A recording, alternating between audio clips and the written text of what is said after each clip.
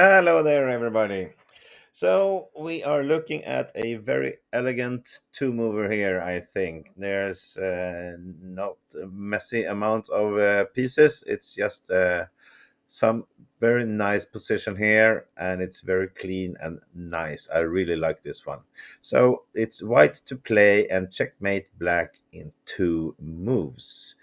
And of course, we have some options to look at. And you will do that now on your own time because you can pause the video now, see if you can solve this one on your own.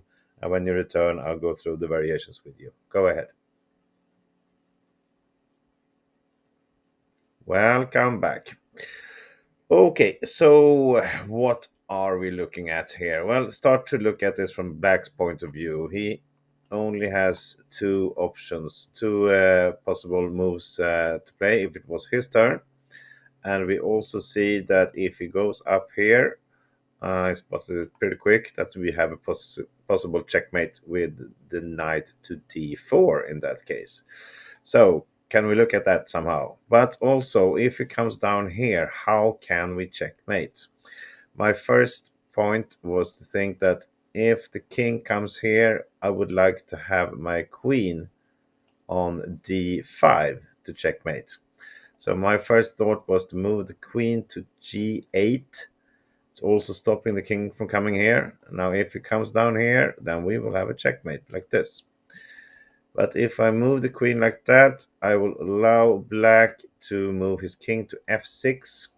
And now there is no checkmate at all. Not even close. And if we try something else, like check, should never start with a check, of course. But if we just move the queen away from the g file, like we'll come to g4, and there we don't have any checkmates either.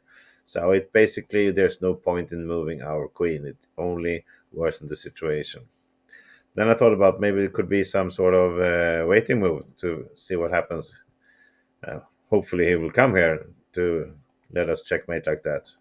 But really, after the king comes down to e4, there is multiple options for him to come at. We cannot give a check and have control over all these squares at the same time. So we have to do uh, something really good here. And the bishop doesn't really matter. Doesn't get any better if we move it. Then it can come to f4. So there's no point in moving the bishop either. And I thought I had it by looking at this option, knight to e1. Now, if the king comes down to e4, we solve this by checkmating here, because the knight is guarding all of this. But this is not correct either, because if we move away the knight, he will go to e6, and we lost our chance to put our knight here for a checkmate. We're not even close to a checkmate here, which means the knight has to stay also. So we're done with the king. Okay.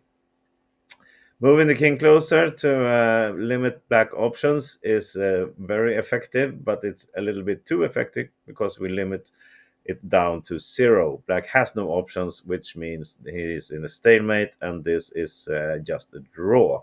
So it's very, very bad starting move to play king d5.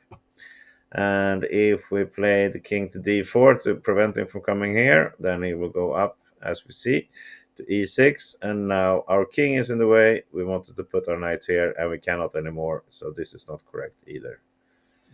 And pushing the king up here just gives him the opportunity to come to e4, and the king is not better on d6 than on c5, which leads us to the right solution. The king has to move, but we cannot come closer.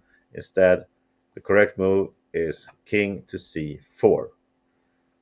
It's very, very beautiful solution to this, I think. If the king comes up here again, the knight will checkmate on d4 like this. King cannot come anywhere. And the point is with the king to c4 that if the black plays king to e4, now the king is perfect here. We guard all these squares. So then we can just checkmate by playing the queen to g4 like this. Everything is covered by all our pieces is being involved here like this.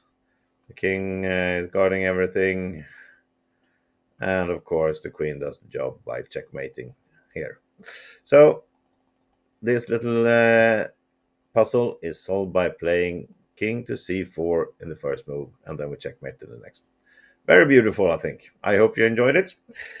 Thank you for watching. I'll see you again tomorrow for something else. Bye bye till then.